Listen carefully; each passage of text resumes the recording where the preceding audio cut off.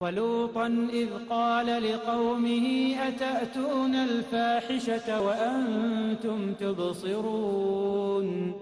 أئنكم لتأتون الرجال شهوة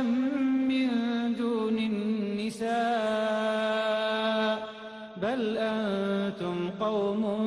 تجهلون فما كان جواب قومه إلا أن قالوا أخرجوا آل لوط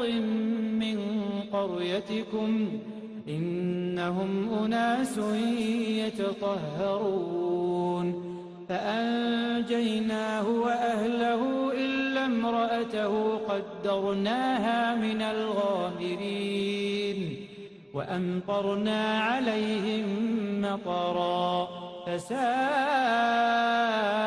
مطر المنذرين